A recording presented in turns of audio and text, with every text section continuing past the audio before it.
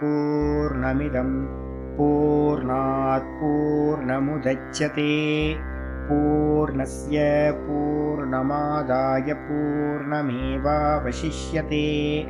ॐ शान्ति शान्ति शान्तिः। ॐ गुरुर्ब्रह्मा गुरुर्विष्णुर्गुरुर्देवो महेश्वरः गुरुसाक्षात् परं ब्रह्म तस्मै श्रीगुरवे नमः। शङ्करं शङ्कराचार्यं केशवं बादरायणं सूत्रभाष्यकृतौ वन्दे भगवन्तौ पुनः पुनः। ईश्वरो गुरुरात्मेति मूर्तिभेदविभागिने व्योमवद्व्याप्तदेहाय दक्षिणामूर्तये नमः। सदाशिवसमारम्भां शङ्कराचार्यमध्यमाम् अस्मदाचार्यपर्यन्तां वन्दे गुरुपरम्पराम्। ॐ यो ब्रह्माणं विदधाति पूर्वं यो वै वेदांश्च प्रहिणोति तस्मै तं हदेवमात्मबुद्धिप्रकाशं मुमुक्षुर्वै शरणमहं प्रपद्ये। ॐ शान्ति शान्ति शान्तिः। ॐ असतो मा सद्गमय तमसो मा ज्योतिर्गमय मृत्योर्मामृतं गमय। ॐ शान्ति शान्ति शान्तिः।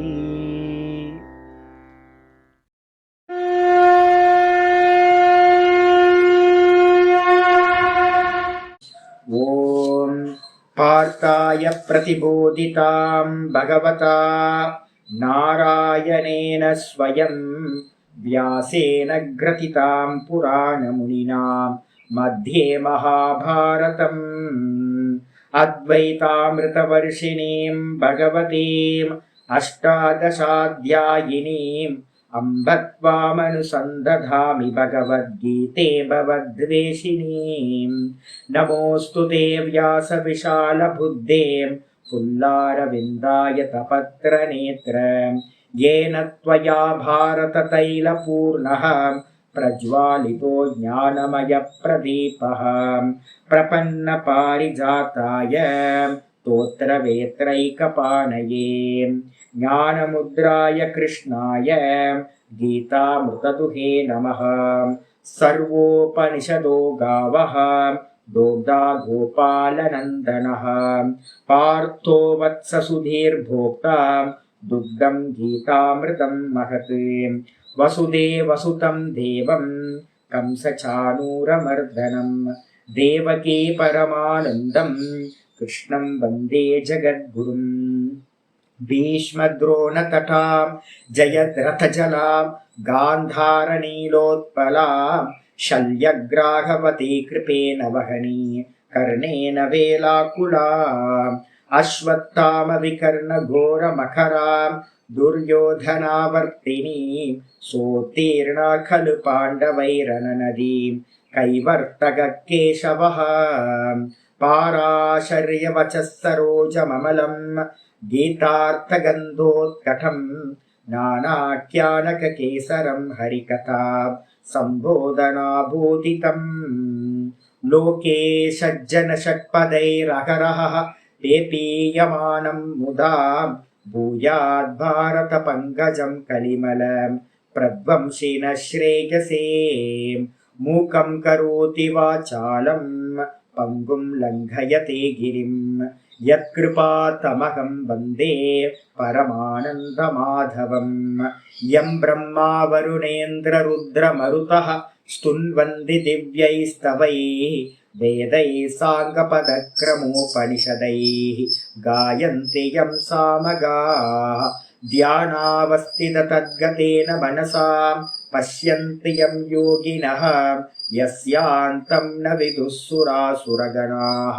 देवाय तस्मै नमः देवाय तस्मै नमः। ॐ श्रीकृष्णाय परमात्मने नमः। श्रीकृष्ण कृष्ण कृष्ण। ஓம் நாராயண பரோ வியக்தாத் அண்டமவ்யக்த சம்பவம் அண்டஸ்யாந்தஸ்தினி லோகாஹ சப்தத்வீபாச்ச மேதினி. ஓம். நம்ம பார்த்துக்கிட்டு இருக்கிறது பகவத்கீதையில 2வது சாப்டர் சாங்கிய யோகம். அதுல ஸ்திதப்பிரக்ஞ லட்சணத்துக்கானது போயிட்டு இருக்கு. லாஸ்டா நம்ம என்ன பார்த்துருக்கோம்? 71வது ஸ்லோகம் நேற்று கிளாஸ்ல பார்த்துருக்கோம். 71வது ஸ்லோகம் என்னது அப்படின்னா 70வது ஸ்லோகத்தோட கண்டினியூட்டி. 70வது ஸ்லோகத்துல என்ன சொல்லியிருக்க அப்படின்னு கேட்டீங்கன்னா ஆபூரியமானம் அச்சல பிரதிஷ்டம் அப்படின்னு ஒரு ஸ்லோகம் சொல்லுச்சு. எப்படி பார்த்தீங்கன்னா கடலானது ஆள் கடலா இருக்கிறது பார்த்தீங்கன்னா சமுத்திர ஜலம் எவ்வளவு ஆறுகள் தன்னிடத்துல சேர்ந்தாலும் தன் நிலையிலிருந்து மாறாம கம்பீரமா அச்சலம் இல்லாம அச்சல தத்துவமா இருக்கோ, அதே மாதிரி பார்த்தீங்கன்னா ஞானி புருஷன் எப்படி இருக்கான் அப்படின்னா விதவிதமான ஆசைகளும் விதவிதமான விஷயங்களும் அவனோட சந்நிதியில இருக்கும் போது கூட அவனை சுத்தி எல்லாம் பிரவேசமானாலும் கூட சாமி இதை பண்ணலாம் அதை பண்ணலாம் இதை செய்யலாம் அதை செய்யலான்னு உலகமே பார்த்தீங்கன்னா என்ன சொன்னாலும் அவன் தன் நிலையிலிருந்து மாறாம அந்த அச்சல பிரதிஷ்டமா அவன் இருப்பான் அப்படின்னு ஸ்திதப்பிரக்ஞ லட்சணத்தை சொல்லியாச்சு. அப்படி இருக்கிறவன் தான் பார்த்தீங்கன்னா மோட்சம்னு சொல்லக்கூடிய சாந்தியை அடைகின்றான். நிரந்தர சாந்தி எது அப்படின்னா இந்த உலகமே இல்லை, இது எல்லாம் போய் தானா எஸ்டாப்ளிஷ் ஆகிறான். காமகாமி ந பவதி. காமகாமி அப்படின்னா விஷயங்களை காமிப்பவனுக்கு இந்த சாந்தியானது மோட்சமானது உண்டாவதில்லை அப்படின்னு சொல்லியாச்சு. சொன்னதுக்கு பிறகு ஆச்சாரியர் என்ன பண்றார்? 71வது ஸ்லோகம் ஆரம்பிச்சிருக்கார். யஸ்மாத் ஏவம் தஸ்மாத். எந்த காரணத்தினால எந்த ஆசைகளும் சஞ்சலப்படுத்தாம இருக்கிறவனுக்கு மோட்சம் கிடைக்குதுன்னு சொல்லப்பட்டதோ அந்த காரணத்தினால என்ன பண்ணணும் அப்படின்னா 71வது ஸ்லோகம் விஹாய காமான்ய சர்வான் புமான் சரதி நிஸ்பிருகஹ நிர்மமோ நிரஹங்காரஹ சசாந்திமதி கச்சதி. விஹாய காமான்ய சர்வான் புமான் சரதி நிஸ்பிருகஹ நிர்மமோ நிரஹங்காரஹ சசாந்திமதி கச்சதி. ரொம்ப அற்புதமா சொல்றார். இதுக்கு பக்கத்துல ரெஃபரன்ஸ்னு போட்டுக்கிட்டு என்ன பண்ணீங்க? 18வது அத்தியாயம் 53வது ஸ்லோகம் போட்டுங்க. 18வது சாப்டர்ல 53வது ஸ்லோகம். இதுல சொன்னது எல்லாமே அங்கேயும் பாஷ்யம் ரெண்டு டிட்டோவாவே இருக்கு. அப்படி விஹாய காமான்ய சர்வான் யக எந்த புருஷன் பாத்தீங்க அப்படின்னா எந்த புமான் எந்த மனிதன் எந்த சாதகன் நல்லா பார்த்தீங்கன்னா சிரவணம் மனனம் நிதித்தியாசனத்துல நல்லா போய் உட்கார்ந்துட்டான். எந்த மனிதன் பார்த்தீங்கன்னா சர்வானு காமானு விகாய எல்லா ஆசைகளையும் விட்டுட்டு, ஆசைகளை பார்த்தீங்கன்னா எத்தனை விதமா பிரிக்கலாம்? புத்திரேஷனா வித்தேஷனா லோகேஷனா 3 ஆசைகள் சொல்லுவோம். பிள்ளை மேல இருக்கிற ஆசை, தனத்து மேல இருக்கிற ஆசை, இந்த லோக்கங்களை அடையணும்னு லோக்க விஷயங்கள்ல இருக்கிற ஆசை. இத 2ஆ சொல்லுங்க அப்படின்னு கேட்டீங்கன்னா சாத்திய ஆசன சாதன ஆசனன்னு ஏசனான்னு 2ஆ பிரிக்கிறோம். சாத்தியத்தை பத்தின ஆசை, அந்த சாத்தியங்களை அடையறதுக்காக சாதனங்களை விரும்புறது, அது பார்த்தீங்கன்னா சாதன ஏசனா. 2ஆ பிரிச்சா சாத்திய ஏசனா சாதன ஏசனா. 1ஆ சொல்லுங்க சுவாமி அப்படின்னு கேட்டீங்கன்னா ஒரே ஒரு ஏசனை தான் எல்லா ஆசைகளையும் லோகேஷனா அப்படின்னு ஒரே ஒரு விஷயத்துல போட்டுடலாம். எல்லாம் 7 லோக்கங்களை பத்தின விஷயம் தான். இந்த பாடியில இருந்து ஆரம்பிச்சு இந்த மொத்தமும் லோக்கம். லோக்கத்துக்கு அந்நியமா யார் இருக்கா? நான் இருக்கேன். நான் ஆசைப்படுறேன் எனக்கு பார்த்தீங்கன்னா இந்த லோக்கத்துல இருக்கிறது வேணும், என்னுடைய தேகங்கள் நல்லா இருக்கணும், இல்லைன்னா இறந்த பிறகு பரலோகங்களுக்கு போகணும், சொர்க்கத்துக்கு போகணும், கைலாயம் போகணும், வைகுண்டம் போகணும். அப்ப எல்லா ஆசைகளும் என்ன அப்படின்னு கேட்டீங்கன்னா ஒரே ஒரு ஆசை தாங்க, லோக்கத்தை அடையும். இதான். அப்போ 3ஆ பிரிக்கலாம், 2ஆ பிரிக்கலாம், இல்ல 1ஆ பிரிக்கலாம். எதா இருந்தாலும் மொத்தமா ஒரே சிம்பிளா சொன்னா லோக ஏஷன். அப்ப என்ன அர்த்தம்? எல்லா காமங்களையும் விட்டு ஏன் காமங்களை விடணும் அப்படின்னு கேள்வி கேட்குது. ஆசையை விடு ஆசையை விடுன்னு இந்த உலகம் ஃபுல்லா சொல்லிக்கிட்டு இருக்காங்க. புத்தா பார்த்தீங்கன்னா ஸ்பெஷலா அதை சொன்னார். இது நம்ம சனாதன தர்மத்துல இருக்கிறது. அப்ப ஆசையை விடுனா ஏன் விடணும், எப்படி விட முடியும் அப்படின்னு கேட்டீங்கன்னா ஒரே ஒரு விஷயத்தினாதான் முடியும். காரிக்காக்காரர் வந்து பாத்தீங்க அப்படின்னா மாண்டூக்கிய காரிக்கால வந்து பாத்தீங்கன்னா ஒரு அற்புதமான காரிக்கா சொல்ற 3வது அத்தியாயத்துல வந்து பாத்தீங்கன்னா ஒரு அருமையான ஸ்லோகம் இருக்கு. ஆத்ம சத்தியானுபோதேன ஒரு அற்புதமான ஸ்லோகம் சொல்லுது. என்னன்னு கேட்டீங்கன்னா ஆத்மா சத்தியம், ஆத்மா மாத்திரம்தான் சத்தியம், ஆத்மாக்கு அந்நியமா இருக்கிறது எல்லாம் பொய் அப்படின்னு 3:32. ஆசையை விடு, ஆசையை விடுனா எப்படி சுவாமி விடுறது, எப்படி விட முடியும்? இதெல்லாம் இருக்கே, இருக்கிறத சத்தியம்னு நினைச்சுக்கிட்டு நீங்க வந்து பாத்தீங்கன்னா இதை விடவே முடியாது. இந்த தேகம் சத்தியம் அப்படின்னு நினைக்கிறோம். தேகம் சத்தியம்னா தேகத்துக்காக பிரார்த்தனை பண்ண வேண்டி இருக்கு. இந்த உலகம் சத்தியம் அப்படின்னா ஐயோ நம்ம மிஸ் ஆயிடுவோமோ, இந்த உலகம் வந்து நம்ம இல்லாம போயிடுமோ, நமக்கு கிடைக்காம போயிடுமோ அப்படின்னு ஆசை நம்ம துக்கப்பட்டோம்னா பிரார்த்தனை பண்றோம், எனக்கு இது வேணும் அது வேணும்னு. அப்ப ஒரே ஒரு இதுதான் சொல்லுது சொல்யூஷன் வந்து பாத்தீங்கன்னா வேதாந்தத்துல சொல்லுது ஆத்மா சத்தியம் தது அந்நியத்து மித்யா. இதான் ஒரே ஒரு வேர்டை வச்சுக்கணும். நான் ஆத்மான்னு சொல்லக்கூடிய நான் மாத்திரம் சத்தியம். யாரு? பார்ப்பவன் சத்தியம். பார்க்கப்படும் வஸ்துக்கள் எல்லாம் வந்து பாத்தீங்கன்னா சொப்பனம் மாதிரி பொய்யானது.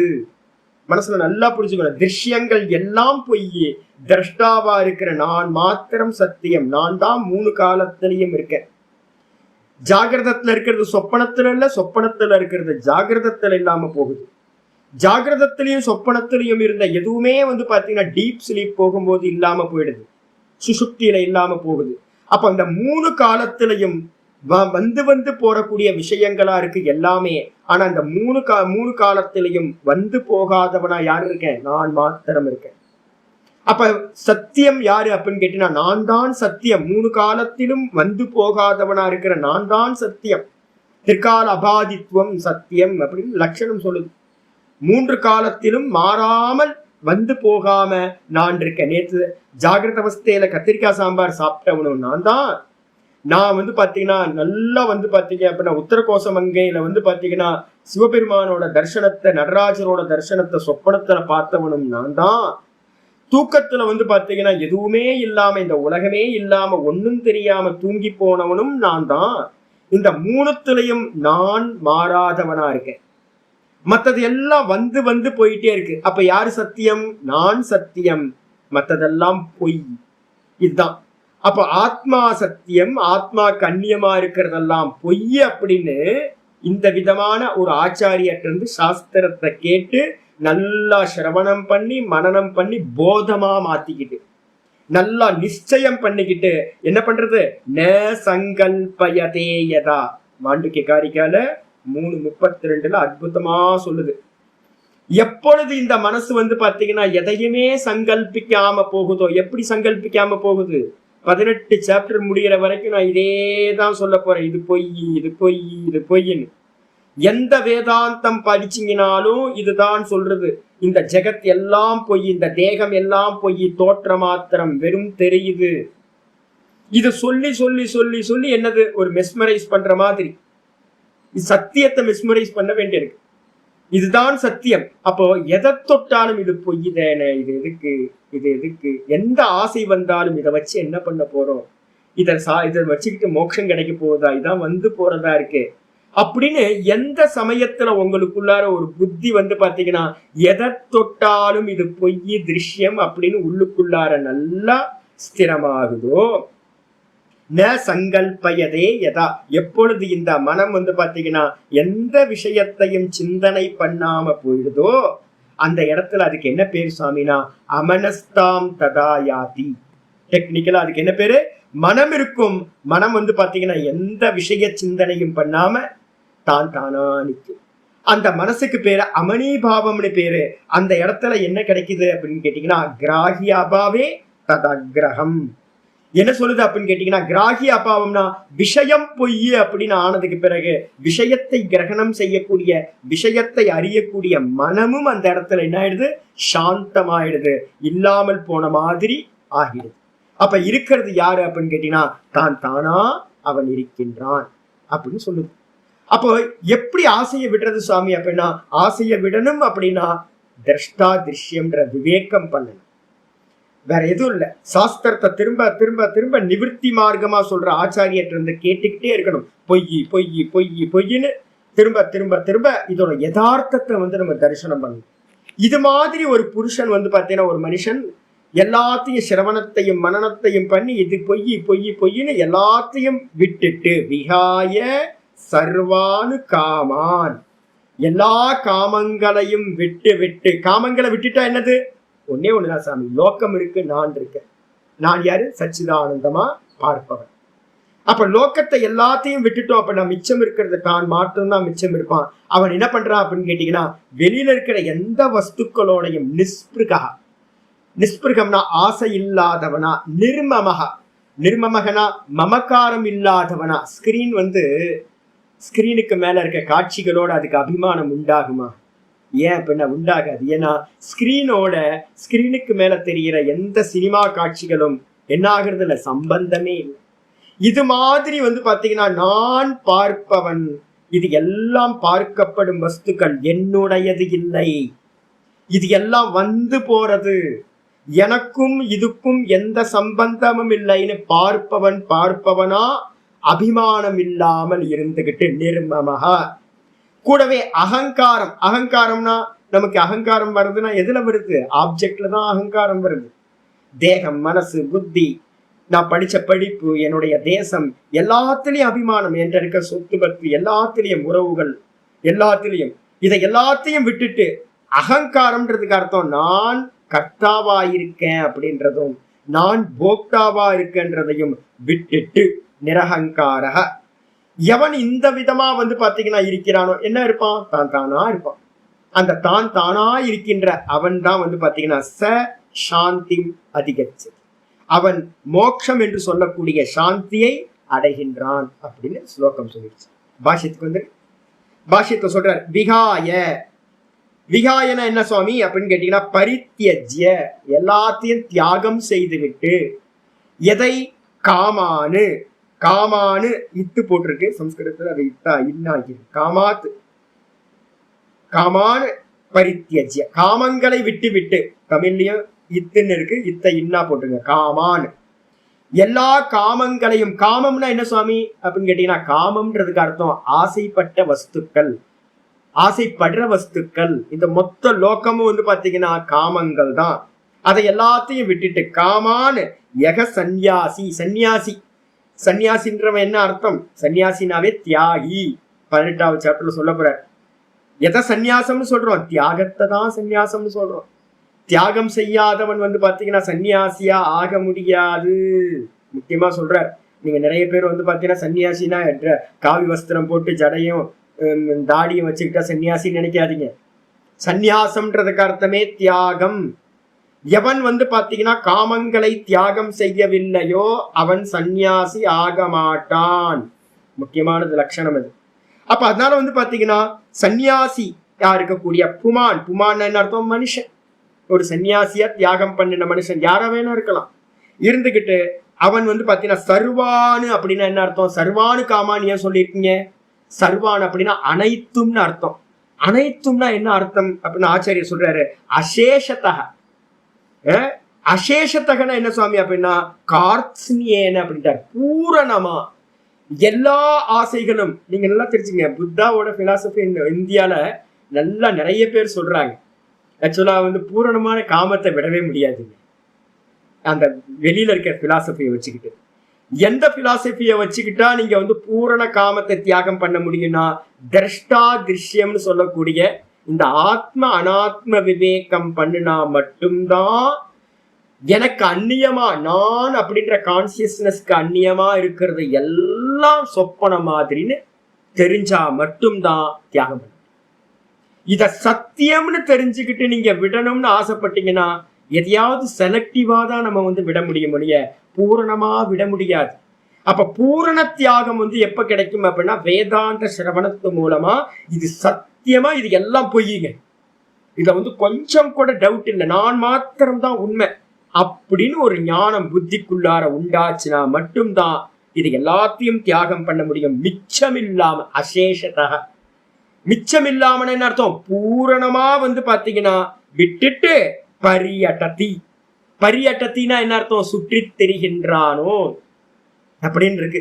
பரியட்டனம்ன்றதுக்கு அர்த்தம் பரிவிராஜகம்னு அர்த்தம். எவன் பாத்தீங்கன்னா தனக்குன்னு ஒண்ணு இல்லாம சுத்தி திரிகிறானோ பரிவிராஜக சந்நியாசி அப்படின்னு அர்த்தம்.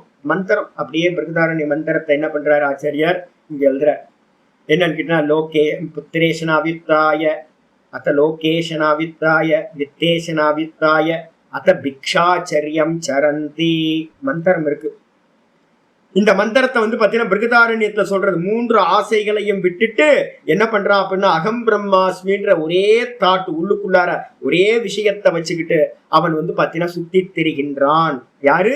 நிதித்தியாசனத்துல இருக்கிற சன்னியாசி. பரியட்டத்தின்றதுக்கு அர்த்தம் பரிவிராஜகம் அப்படின்னு அர்த்தம். சுற்றி திரிகின்றானோ. சுற்றி திரியறதுன்னா சில பேர் என்ன பண்ணுவாங்கன்னு கேட்டீங்கன்னா அப்படியே பாத்தீங்கன்னா எல்லாத்தையும் விட்டுட்டு ஒரு நாரத பரிவிராஜக உபனிஷத்தை சொல்ற மாதிரி ஒரு கிராமத்துல ஒரு நாள் அதுக்கு மேல தங்காம இருக்கிறது. ஏன்னு கேட்டீங்கன்னா 2 நாள் தங்குனீங்கன்னா உங்களுக்கு அபிமானம் வந்துடும். இங்க பிச்சைக்காரங்கெல்லாம் நிறைய பேர் இருக்காங்க. இந்த திருவண்ணாமலையில கிரிவல பாதையில போனீங்க அப்படின்னா ஃபுல்லா கிரிவல பாதை ஃபுல்லா சாதுக்கள் நிறைய படுத்திருக்காங்க. அந்த சாதுக்கள் பாத்தீங்கன்னா 4 நாள் தான் ஆயிருக்கும்.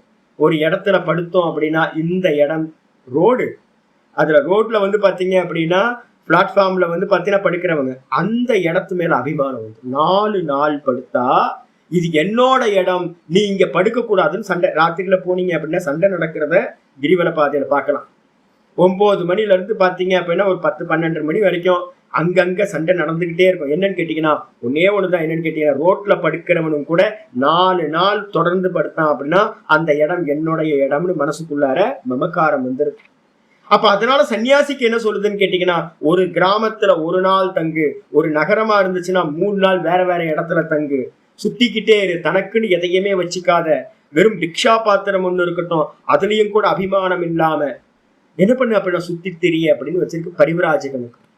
சில பேர் ரமண பகவான் மாதிரி இருக்கிற சில பேர் என்ன பண்ணுவாங்கன்னா பரிவிராஜகம்ன்றதுக்கு அர்த்தம் பரிசமந்தாத் விரஜதே பிராஜதே சொரூபம் பிரதி ஒரு லட்சணம் இருக்கு. தன்னுடைய சொரூபத்துக்குள்ளாரையே டிராவல் பண்ணிக்கிட்டே இருக்கிறது. சதா காலமும் அதுக்குள்ளாரையே அகம் அகம் அகம் அகம்னு ஒரு எங்கேயாவது குகையிலையோ மண்டபத்திலேயோ இருந்துகிட்டு சதா காலமும் உள்ளுக்குள்ளாரையே சுத்தி திரியது. வெளியில வர்றது உள்ள போறது, வெளியில வர்றது உள்ள போறது. அதான் பரிவிராஜகம்னு பேர். சுத்திக்கிட்டே இருக்க தன்னை பத்தின விஷயத்திலே அகம் அகம் அகம் பிரம்மாஸ்மியிலேயே யார் இருக்காங்களோ அவங்களும் பரிவிராஜகன். அப்படி சுத்தி திரியறது தான் இங்க பாத்தீங்கன்னா பரியட்டத்தி இத்தியர்த்தக. அப்போ அப்படிப்பட்டவனா எல்லா காமங்களையும் விட்டுட்டு சுத்தி திரிகின்றான் என்று அர்த்தம். அதுக்கப்புறம் அடுத்த வார்த்தை சொல்றது நிஸ்பிருகா. நிஸ்பிருகனா என்ன அர்த்தம்? எதுலையுமே ஆசை இல்லாதவன், பற்று இல்லாதவன் அர்த்தம். ஸ்பிருகா அப்படின்னா என்ன அர்த்தம்? பற்று, ஆசக்தின்னு பேரு. அந்த பற்று இல்லாதவனுக்கு பேரு எப்படிப்பட்டவன்? சரீர ஜீவன மாத்திரே அப்பி. இதெல்லாம் அப்படியே 1853 ஆச்சாரியார் இந்த லட்சணத்துக்கு அப்படியே அங்க போடுற. சரீரத்துல ஜீவிக்கிறதுல கூட பாத்தீங்கன்னா எந்த ஒரு அக்கறையும் இல்லாமல் சரீர ஜீவன மாத்திரே அப்படி நிர்கதா ஸ்பிருகா.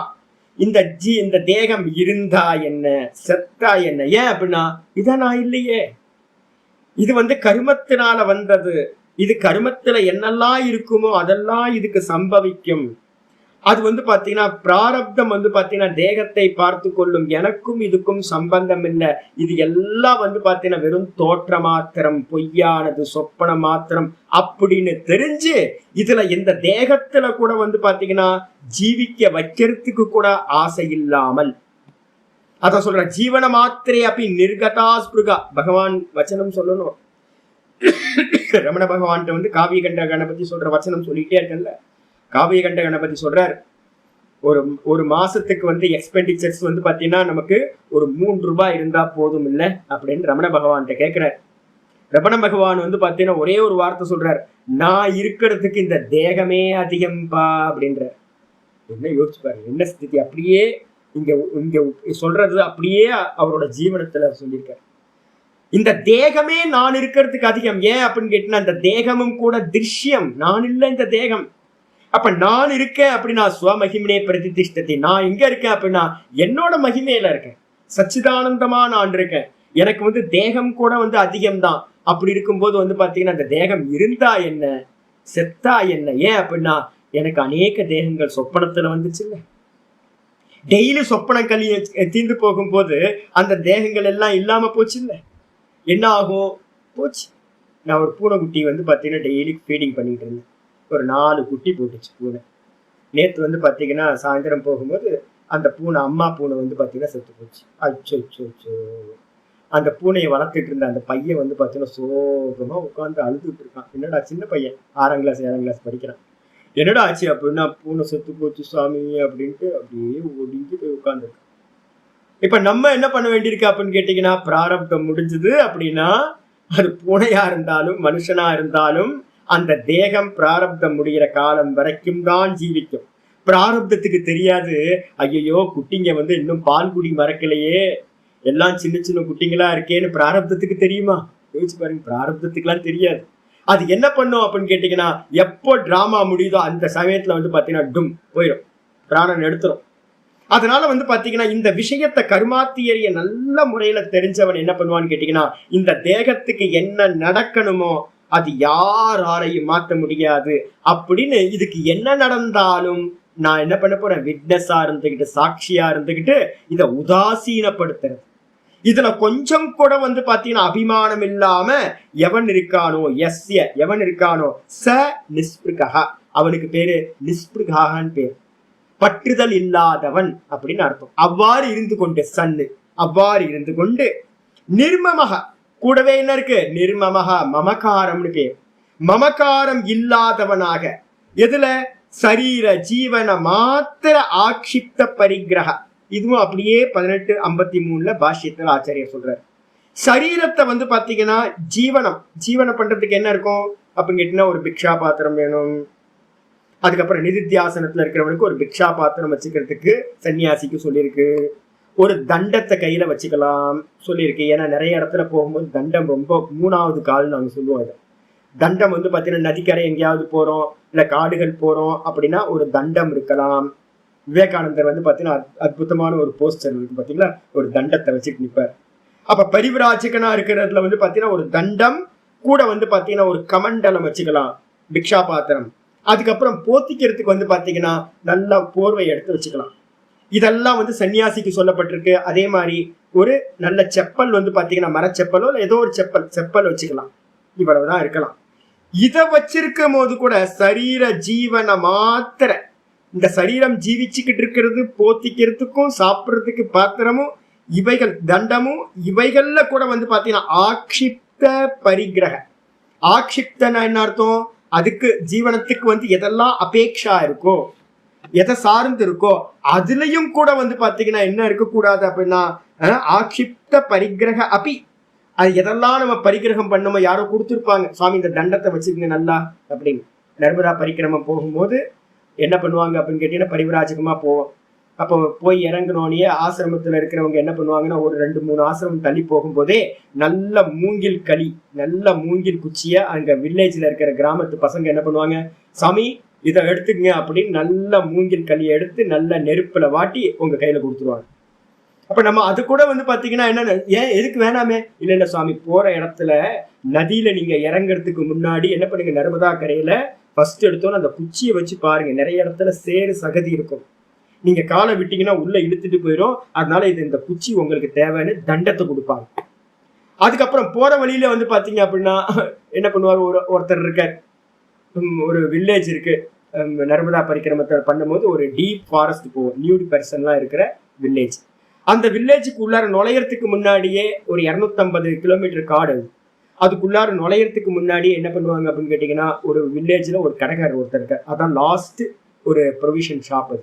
அதுல இருக்கிற அவர் என்ன பண்றாருன்னு கேட்டீங்கன்னா, சேவை பண்ணிட்டு இருக்காரு, வர சாதுக்களுக்கெல்லாம் சேவை பண்றாரு. என்ன சேவைப்பா அப்படின்னு கேட்டீங்கன்னா, மேல வந்து பாத்தீங்கன்னா ஃபுல்லா சொர குடுக்க போட்டிருப்பார், சொரக்கா. அந்த அவரோட கூரை ஃபுல்லா சொரக்கா இருக்கும். அவர் என்ன பண்ணுவார், ஒரு சன்னியாசி வந்தோன்னு என்ன பண்றாரு, இன்னைக்கு ஒரு சன்னியாசி வந்துட்டாரு அப்படின்னா அவர் கமண்டலத்தை வந்து பாத்தீங்கன்னா காட்டுக்குள்ளார இருக்கிறவங்க எடுத்துருவாங்க பிக்ஷா பாத்திரம் அப்படின்ட்டு, அவர் என்ன பண்ணுவார், சொர குடுக்கைய வந்து பாத்தீங்கன்னா கிளீன் பண்ணி ஒரு கமண்டலம் மாதிரி பண்ணி தண்ணி எடுத்துக்கிறதுக்கு ஒண்ணு கையில கொடுப்பார். அதுக்கப்புறம் வந்து பாத்தீங்கன்னா பிக்ஷா பாத்திரம் சாப்பிடுற மாதிரி ஒண்ணு வேணும்னா அதையும் கொடுப்பார், திருவோடுன்னு நம்ம சொல்றோம். கொடுத்துட்டு வந்து பாத்தீங்கன்னா ஒரு சாக்கு பை, அரிசி போட்டு வைக்கிறதுக்கு என்ன யூஸ் பண்றோமோ அந்த சாக்கு பைய கவுத்து போட்டு 2 இது மாதிரி வெட்டினாங்கன்னு வச்சுங்களேன், கையை எடுத்து இப்படி விட்டுக்கலாம். தலைக்கு வெட்டிப்பாங்க, தலைக்கு வெட்டிட்டு கீழே வந்து ஒரு அங்கி மாதிரி பாஸ்டர் எல்லாம் போட்டிருப்பாங்கல்ல அங்கி, அது மாதிரி அங்கி மாதிரி வந்துடும். எது? அரிசி பை, கோணிப்பை. கோணிப்பை எடுத்து கொடுத்துருவாங்க. நாங்கெல்லாம் என்ன பண்ணுவோம்னு கேட்டா கோணிப்பை எடுத்து போட்டுட்டு, குளிர் நிறைய குளிர் இருக்கும் காட்டுக்குள்ளார. அப்ப குளிர்றதுக்கு வந்து பாத்தீங்கன்னா கோணிப்பை, கையில சொர கொடுக்க, கீழே வந்து பாத்தீங்கன்னா தண்டம். இதுலயும் என்ன ஆகும் தெரியுங்களா? போற ஒரு 4 நாள் பழகிட்டீங்க அப்படின்னா இந்த தண்டம் வந்து பாத்தீங்கன்னா உங்களோட தம்பி மாதிரி ஆயிடும். ஸ்நேகம் வந்துடும். அது கூட படுக்கும்போது என்ன பண்ணுவோம் அப்படின்னு கேட்டீங்கன்னா அந்த தண்டத்தை வந்து பாத்தீங்கன்னா பக்கத்துல வச்சுக்கிட்டு அதை வந்து பாத்தீங்கன்னா ஒரு கையை வச்சு பாதுகாத்துட்டு படுப்போம். தண்டத்து மேல ஒரு அபிமானம் வந்துடும், அந்த வஸ்திரத்து மேல ஒரு அபிமானம் வந்துடும், அது மேல வந்து பாத்தீங்கன்னா அந்த கமண்டலத்துக்கு மேல ஒரு அபிமானம் வந்துடும், என்னோடது அப்படின்னு. நர்மதா பரிக்கிரமம் பண்ணும்போது முதல்ல சொல்லி அனுப்புவாங்க, நீங்க ஒரு இடத்துல இருந்து ஒரு நாள் டெய்லி காலையில யாத்திரை ஸ்டார்ட் பண்ணுவோம். நைட்டு வந்து பாத்தீங்கன்னா படுத்து தூங்கிட்டு என்ன பண்ணுவோம், காலையில குளிச்சதுக்கு பிறகு இருக்கிறது கௌப்பீனம் ஒண்ணுதான் வச்சிருப்போம், 2 வச்சிருப்போம். ஒரு கௌப்பீனத்தை வந்து பாத்தீங்கன்னா தண்டத்துல கட்டி விட்டுருவோம்.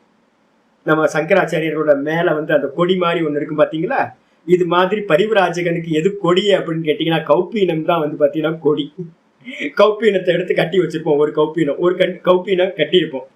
ஒரே ஒரு ஏக்க வஸ்திரம், அந்த வஸ்திரத்தை எடுத்து இந்த மேல வந்து மேல கட்டியிருப்போம், வேற எதுவும் இருக்காது. கீழே வந்து பாத்தீங்க அப்படின்னா ஒரு கயிறு எடுத்து துண்டு எடுத்து வந்து பாத்தீங்கன்னா இடுப்புல கட்டிக்கிறது. இடுப்புல கட்டினீங்க அப்படின்னா ஒரு துண்டு, ஏக்க வஸ்திரம், மேல வந்து பாத்தீங்கன்னா அந்த நைட்டு படுக்கிறதுக்கு தேவையான அந்த பெட்ஷீட் வந்து என்ன பண்ணுவோம், பிளாங்கெட் என்ன பண்ணுவோம், மடிச்சு இந்த தோல்ல போட்டுப்போம். அவ்வளவுதான், வேற எதுவும் இருக்காது. சிம்பிளா ஃப்ரீயா போயிட்டு இருக்காது. இது என்ன ஆகும்னு கேட்டீங்கன்னா ஒரு கௌப்பீனம் அந்த இதுல கட்டியிருப்போம், ஒரு கௌப்பீனம் கட்டியிருப்போம். குளிச்சுட்டு வந்து பாத்தீங்கன்னா கௌப்பீனத்தை காய போட்டிருப்போம். காய போட்டுட்டு நம்ம மறந்துடுவோம். டெய்லி இதுல ஏதோ ஒரு அபியாசம் ஏதாவது பண்ணிட்டு இருப்போம், ஏதோ மறந்துட்டு மூவ் ஆயிடுவோம்.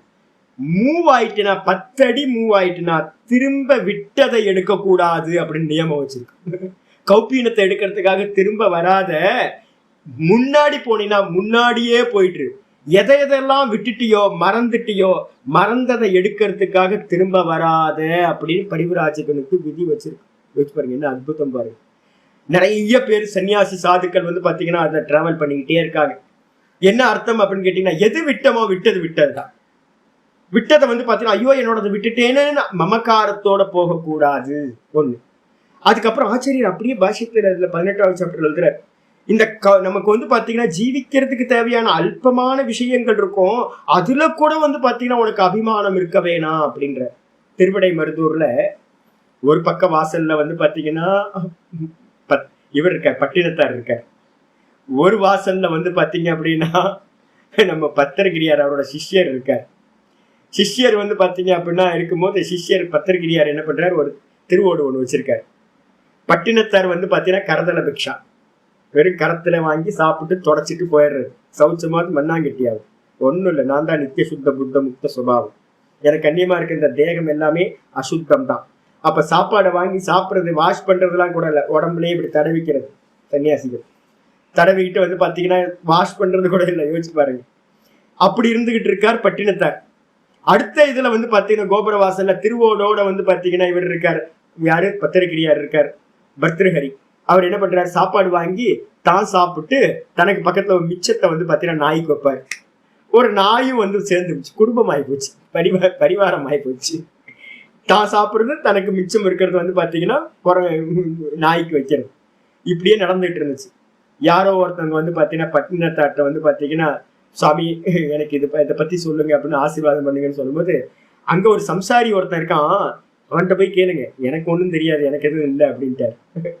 சம்சாரினோட இவங்க என்ன பண்றாங்க, நேரா போய் பர்திருஹரிட்ட, உங்க சுவாமி சொன்னாரு ஒரு சம்சாரி இங்க இருக்காரு, அவர்கிட்ட போய் கேளுன்னு சொன்னார் சுவாமின்னு. அப்பதான் பர்திருஹரிக்கு தெரிஞ்சு, ஐயோ என்ன போய் குருநாதர் சம்சாரின்னு சொல்லிட்டாரு. ஏன் சம்சாரின்னு சொன்னாரு அப்படின்னா ஒரு திருவோடு வச்சிருக்கான், கூட வந்து பாத்தீங்கன்னா ஒரு நாய் குட்டியும் கூட இருக்கு.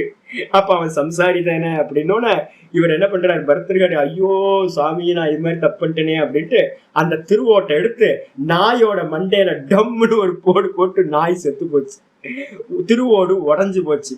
அப்படியே சுவாமிகிட்ட போய் வந்து பாத்தீங்கன்னா ஐக்கியமாயிடுறார். ஐக்கியமானதுக்கு பிறகு பட்டினத்தார் வர்றாரு, ஐயோ என்னோட சிஷ்யனுக்கு வந்து பாத்தீங்கன்னா இந்த பிராப்தி கிடைச்சிருக்கே, எனக்கு கிடைக்கலையேன்னு அங்க இருந்து திருவிடை மருதூர்ல இருந்து அவர் மூவ் ஆகுறார். ஒரு கரும்பை வந்து பார்த்தீங்கன்னா கையில எந்திக்கிட்டு பேய் கரும்புன்னு சொல்லுவோம். ஒரு கரும்பை எடுத்துக்கிட்டு அவர் பாட்டுக்கு பட்டினத்தார் அந்த ஊரை விட்டு வெளியில வர்றாரு. இங்க திருவெற்றியூர்ல வந்து ஐக்கியமாகிறார், சமாதி ஆகிறார்.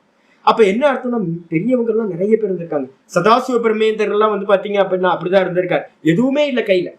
நிர்வாண சாமியார் இங்கேயே வந்து நாங்க பாடம் படிச்சுட்டு இருக்கும்போது ஒரு 4-5 வருஷத்துக்கு முன்னாடி ஒருத்தர் இருந்தார். எதுவுமே இல்லை, உடம்பு எந்த விஷயமும் இல்லை. நான் வந்து நர்மதா பரிக்கிரமம் பண்ணும்போது ஒரு சன்னியாசி இருந்தார். நான் வந்து பாத்தீங்கன்னா அவரை ஒரு 2-3 வாட்டி இடத்துல மீட் பண்ணிக்கிட்டே இருந்தேன். என்னன்னு கேட்டீங்கன்னா ஒரு ஐட்டம் இல்லைங்க. ஞானத்துல ஸ்பஷ்டம்னா ஸ்பஷ்டம். நம்ம ஜீவனத்துல வந்து பாத்தீங்கன்னா யாரையாவது ஒருத்தர் பார்க்கணும். எனக்கு பொறாம, அவரை பார்க்கும் போதெல்லாம் பொறாம வரும். என்னையா நம்ம சுக மகிழ்ச்சியை வந்து பாத்தீங்க அப்படின்னா புஸ்தகங்கள்ல தான் படிச்சிருக்கோம், சுகர் இப்படி இருப்பார் அப்படின்னு. ஆனா வந்து பாத்தீங்கன்னா பிரத்யட்சமா சாதுக்கள் வந்து பாத்தீங்கன்னா இன்னும் இந்தியாவில வந்து பாத்தீங்கன்னா அது மாதிரி இருக்காங்க. நல்ல ஞானம், எந்த ஒரு விஷயமும் இல்லை. ஒரு ஒரு இது வந்து ஷால் எடுத்து என்ன பண்ணியிருக்காருன்னு கட்டியிருக்காரு. ஷால் தவிர்த்து எதுக்குங்க அந்த ஷால் அப்படின்னு கேட்டீங்க. அவர் சொல்றாரு, நிறைய ஸ்திரீகள்லாம் போவாங்க வருவாங்க, அதுக்காக எடுத்து இந்த ஷால் கட்டியிருக்க சுவாமி அப்படின்னு. வேற எதுவுமே இல்லை. கையில தண்டம் இல்லை, பிக்ஷா பாத்திரம் இல்லை, எந்த வஸ்துக்களும் இல்லை. வெறுமனே வந்து பாத்தீங்கன்னா அகம் பிரம்மாசி, வேற எதுவும் இது எல்லாம் பொய் அப்படின்னு தெரியற சன்னியாசிகள் 2-3 பேரை நான் சந்திச்சிருக்கேன். நர்மதால வந்து பார்த்திருக்கேன், இமயமலையில பார்த்திருக்கேன். நல்ல நல்ல சன்னியாசிகள்லாம் இருந்திருக்காங்க. அப்ப இங்க வந்து பாத்தீங்கன்னா சொல்லுது, ஏதாவது இருந்தா தானே உங்களுக்கு அபிமானம் வரும். அப்படி இருந்தாலும் கூட வந்து பாத்தீங்கன்னா அதுலயும் அபிமானம் வைக்காம நிர்மமஹா, அதுக்கப்புறம் நிர்மமமா இருந்துகிட்டு அதான் ஆச்சரிய சொல்றார், சரீர ஜீவன மாத்திர, சரீரம் ஜீவிக்கிறதுக்கு எது அல்பமா தேவையோ, போத்திக்கிறதுக்கான போர்வை, படுக்கிறதுக்கான வந்து பாத்தீங்கன்னா ஒரு பெட்ஷீட்டு கீழே அதுக்கு இல்லாம சாப்பிட்றதுக்கு பிக்ஷா பாத், இதுலயும் கூட வந்து பாத்தீங்கன்னா பரிகிரகம் பண்ணுவோம். அதுலயும் கூட மம இதம் இதி, இது என்னோடது என்னோடது அப்படின்ற எண்ணத்தை வந்து பாத்தீங்கன்னா அபிநேவேஷ வர்ஜித, அபிமானம் இல்லாமல், எதுக்கு மினிமம் இருக்கோ அதுலயும் அபிமானம் இல்ல, இருந்தா இருக்கட்டும் போனா போகட்டும் அப்படின்னு ஃப்ரீயா இருந்துகிட்டு நிரகங்காரோ. நிரகங்காரம் என்ன அர்த்தம்? வித்யாவத்வாதி நிமித்தம் ஆத்ம சம்பாவனா ரஹித இத்தியர்த்தம். என்ன நிரகங்காரம்ன்றதுக்கு அர்த்தம்? அகங்காரம் இல்லாம, அகம் கரோதி இது அகங்கார, நான் வந்து பாத்தீங்கன்னா செயல் செய்பவன் அப்படின்ற எண்ணத்தையும் விட்டுட்டு. ஆனா ஆச்சாரியர் இங்க என்ன பண்றாருன்னு கேட்டீங்கன்னா, நம்ம பரிவிராஜகனா இறங்கும் போது நிறைய இருக்கும். நான் பரிவிராஜகனா இறங்கும் போது வந்து பாத்தீங்கன்னா ஒண்ணு மனசுல வச்சிருந்தேன். என்ன வச்சிருந்தேன்னு கேட்டீங்கன்னா, படிச்சதை எதையுமே காட்டிக்க கூடாது. மெயின் வந்து பாத்தீங்கன்னா முக்கியமா இருக்கணும் பரிவிராஜகன். நான் படிச்சவனே இல்லை, கற்றும் கல்லாதவரை போல் தெரிய அப்படின்றது. கற்று நல்லா படிச்சிருந்தாலும் கூட நமக்கு என்ன பண்ணும், எனக்கு தெரியும் பகவத்கீதை தெரியும், எனக்கு உபனிஷத் தெரியும், நான் பெரிய ஞானியாக்கும் அப்படின்னு படிச்ச வித்யா விஷயத்துல அபிமானம் சம்பவிக்கும். ஆச்சாரியர் சொல்றாரு, பரிவிராஜகனா இருக்கிறவன் வித்யாவத்வாதி, என்கிட்ட இருக்கக்கூடிய வித்யா, என்கிட்ட இருக்கக்கூடிய ஆச்சரணம், என்கிட்ட இருக்கக்கூடிய யோகம், என்கிட்ட இருக்கக்கூடிய சாதனைகள், நான் எவ்வளவு பெரிய ஆளு, எவ்வளவு பெரிய ஆச்சாரியர்கிட்ட இருந்திருக்கேன், எவ்வளவு பெரிய மடத்துல இருந்திருக்கேன் நானு, இது மாதிரி வந்து பாத்தீங்கன்னா அபிமானங்கள் எல்லாத்தையும் கூட என்ன பண்ணணும் அப்படின்னா சம்பாவனா ரஹித இத்தியர்த்தக, அதுவும் சம்பவிக்காம, தன்னை பத்தி எங்கேயுமே வெளிப்படுத்திக்காம, பிச்சைக்காரனா தன்னை பத்தின எந்த அடையாளமும் இல்லாம சொல்லுது, மந்திரம் சொல்லுது பிருகதாரண்யத்துல. அதே மாதிரி வந்து பாத்தீங்கன்னா பிரம்மசூத்திரத்துல சங்கரர் பாஷ்யம் பண்றார், அலிங்கனா இருக்கணும் அப்படின்ற. அலிங்கனா என்ன அர்த்தம்? எந்த அடையாளமும் இல்லாம. பரிவிராஜகத்துல நான் 2-3 பேரை பார்த்தேன். நாங்களாவது வந்து பாத்தீங்கன்னா டெய்லி வந்து திரிபுண்டரத்தை போடுறத நாங்க வச்சிருக்கோம். அந்த நான் சொன்னல ஒரே ஒரு ஷால் எடுத்து கட்டிக்கிட்டு இருந்த ஆள், அந்த ஆள்கிட்ட வந்து பாத்தீங்கன்னா விபூதியும் இல்லை, ஒண்ணும் இல்லை. நாங்களாவது பாராயணத்துக்கு வந்து பாத்தீங்கன்னா ஒரு சின்ன மந்திர புஷ்பம் வச்சிருப்போம். நித்தியம் வந்து பாத்தீங்கன்னா விபூதி வந்து பாத்தீங்கன்னா எப்பவுமே இருக்கும்.